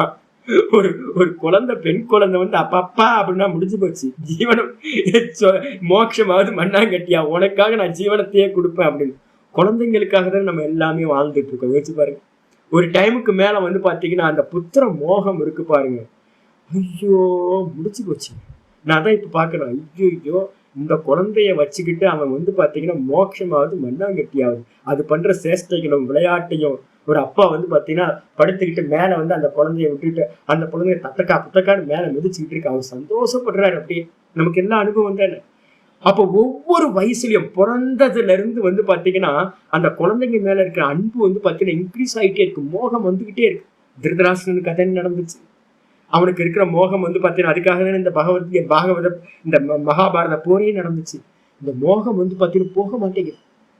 எத்தனையோ அப்பா, எத்தனையோ அம்மா, எத்தனையோ குழந்தைங்க, எத்தனை ஜென்மத்துல என்னென்னலாம் வந்து கிராஸ் பண்ணி வந்திருக்கோம் நமக்கு தெரிய மாட்டேங்குது. இது எல்லாம் சொப்பனம்னு நமக்கு தெரிய மாட்டேங்குது. மோகத்திலேயே மாட்டிக்கிட்டு இருக்கோம். அப்ப நான் கிரகஸ்தர்கள் இருக்கும் போதெல்லாம் பார்ப்பேன், யாரு கிரகஸ்தர்களா குடும்ப குட்டியோட போயிட்டு இருக்காங்களோ அவங்க எல்லாம் பார்த்தா ஐயோ என்ன வாசனைகள்லாம் லோடு ஆகிட்டே இருக்கு. யோசிச்சு பாரு, லோடு ஆகிட்டே இருக்கும். இப்ப உங்களுக்கு எனக்கு நிறைய விஷயங்கள் எனக்கு தெரியவே தெரியாது. ஏன் அப்படின்னா பிரம்மச்சரிய ஆசிரமத்துல இருந்து அப்படியே சன்னியாசி ஆயிருக்கும். 50 வயசுல வந்து பாத்தீங்கன்னா ஒரு கிரகஸ்தன் எதை எல்லாத்தையும் கிராஸ் பண்ணி வருவானோ. சங்கரருக்கும் அதே தான் நடந்துச்சு. சரஸ்வதி வந்து பாத்தீங்கன்னா மண்டன மிஸ்ரரோட வைஃப் சரஸ்வதி அம்மா என்ன பண்றாங்க, சங்கர்கிட்ட கேட்கிறாங்க. கேட்கிற கேள்விக்கு அவரால் பதில் சொல்ல முடியல. ஏன்னு கேட்டீங்கன்னா கிரகஸ்தாசிரமத்துல எதெல்லாம் நீங்க கிராஸ் பண்ணி வரீங்களோ அதெல்லாம் எங்களுக்கு தெரியவே தெரியாது. அந்த வாசனைகள் எல்லாம் எனக்கு இல்லவே இல்லை. அப்ப நிறைய வாசனைகள் இருக்காது. அதுக்கப்புறம் வானப்பிரஸ்தத்துக்கு போகணும். அதுக்கப்புறம் நேற்று ஒருத்தர் வந்தார். அவர் சொன்னார் 72 வயசு, நல்ல காஞ்சி மடத்துல வந்து பாத்தீங்கன்னா பாடசாலைக்கு வந்து பாத்தீங்கன்னா மேனேஜரா இருந்தார். அவர் என்கிட்ட சொல்றார், சாமி உங்களுக்கு தெரியாது சாமி, என்னென்ன ப்ராப்ளம் இருக்குன்னு உங்களுக்கு தெரியாது சாமி. கரெக்ட், எனக்கு தெரியவே தெரியாது. இல்லை வீட்டுல என்னெல்லாம் பிரச்சனைகள் இருக்குன்னு தெரியவே தெரியாது. நாங்க ஒரு கிளாஸ் 2 கிளாஸ் வந்து கேட்கறதே பெரிய பாக்கியம் சாமி. நாங்க ரொம்ப ஸ்ட்ரகிளோட தான் வந்து பாத்தீங்கன்னா பாடத்தை கேட்டுக்கிட்டு இருக்கோம் சாமி அப்படின்னு. உண்மைதான், எனக்கு நல்லா தெரியும். வீட்டுக்குள்ளார இருந்துகிட்டு பகவத்கீதையை கேட்கறதோ இதெல்லாம் கேட்கறது எவ்வளோ ஸ்ட்ரகிள், எவ்வளோ ப்ராப்ளம்ஸ் இருக்கு. அப்போ இவ்வளோ ப்ராப்ளம் இருந்தும் மெதுவா மெதுவா மெதுவா ஒவ்வொன்றா தாண்டி கடைசி க்ஷணத்துல ஒருத்தர் நின்று நான்ல மோட்சத்தை அடைவார். அப்படின்னா இந்த வாசனைகள் எதுவுமே இல்லாம டைரக்டா வந்து பாத்தீங்கன்னா பிரம்மச்சரியத்தில இருந்தே சந்நியாசம் எடுத்து எந்த வாசனைகளும் யோசனைகளும் இல்லாம சிந்தனையை வெளியில போகாம தான்லயே நின்று ஒரு பிரம்மச்சாரியில இருந்து சன்னியாசியாய் பிரம்மனிஷ்டன் ஆகிறான். அப்படின்னா அவனை பத்தி சொல்லவும் வேண்டுமா அப்படின்னு ஆச்சாரியார் முடிக்கிறார். இதோட 72வது ஸ்லோகம் கம்ப்ளீட் ஆச்சு. இந்த அத்தியாயம் சாங்கிய யோகம் சொல்லக்கூடிய 2வது அத்தியாயம் பூரணமா முடிஞ்சு போச்சு. இதுக்கு பேர் ஆத்ம யோகம் அப்படின்னு பேர் இருக்கு. சாங்கிய யோகத்துக்கு இன்னொரு பேர் ஆத்ம யோகம். 2வது சாப்டர் ஆத்ம யோகம்னு சொல்லலாம். ஓம் இதே ஸ்ரீ மகாபாரதே சதசாகஸ்ரியாம் சம்ஹிதாயாம் வையாசிக்யாம் பீஷ்ம பர்வணி ஸ்ரீமத் பகவத்கீதாசு உபனிஷத்சு பிரம்ம வித்யாயாம் யோகசாஸ்திரே ஸ்ரீ கிருஷ்ணார்ஜுன சம்வாதே சாங்கிய யோகோ நாம த்விதீயோத்யாயः. இது எதுல இருக்கு அப்படின்னா 100,000 ஸ்லோகங்கள். 100,000னா 1,00,000 ஸ்லோகங்கள் மகாபாரதத்துல இருக்கிறது. அந்த 1,00,000 ஸ்லோகங்களை கொண்ட மகாபாரதத்துல சம்ஹிதாயாம்னு போட்டிருக்கு. சங்கீதான்றதுக்கு அர்த்தம் இது வந்து வேதத்துக்கு சமமானது. எது? இந்த பகவத்கீதை வந்து ஸ்ருதி ஸ்மிருதி. ஸ்ருதியில இருக்கிறது தான் வந்து பாத்தீங்கன்னா ஸ்மிருதியில் சொல்லப்பட்டது. இது சங்கீதான்னு பேரு. இந்த சங்கீதையில் வையாசிக்யாம், வையாசிக்யாம்னா வியாசரால் எழுதப்பட்டது வையாசிக்யாம்.